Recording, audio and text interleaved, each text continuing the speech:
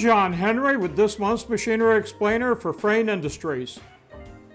Rich Frayne and I wrote the book on buying packaging machinery. You can buy a paper copy on Amazon or download a free copy at www.fraynegroup.com/ebooks.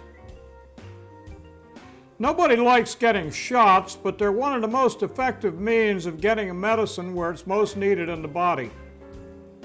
Injectable medicines may be distributed in single or multi-use vials with rubber stoppers. The doctor uses an empty syringe to penetrate the stopper and withdraw the medicine from the vial.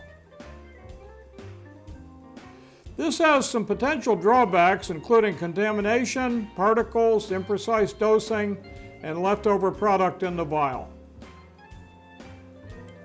Pre-filled syringes are popular because they avoid these drawbacks and are ready for immediate use in life or death situations.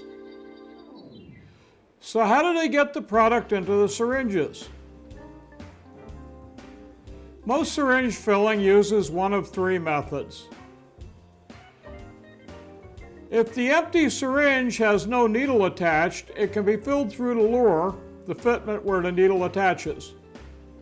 Some syringes are provided with the stopper inserted to the bottom of the barrel.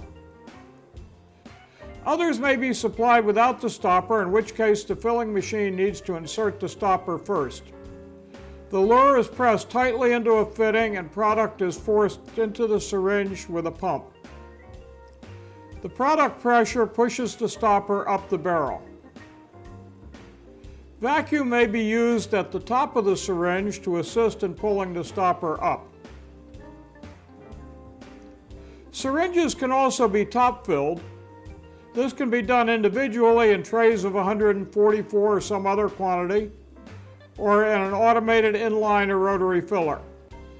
Filling is done the same as it would be on a standard vial. A cap on the end of the luer, or the capillary action of the needle, prevents product leaking through the bottom. Then the stopper needs to be inserted, and that's the trick.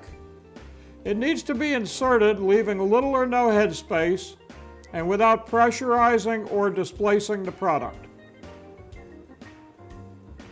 Vented stoppering inserts the stopper into a tapered tube, slightly smaller than the inside of the syringe. A plunger pushes the stopper to the end of the tube, compressing it. Tube and stopper are lowered to the product surface. The tube is withdrawn, allowing the plunger to hold the stopper in place, expanding against the syringe walls as it exits the tube.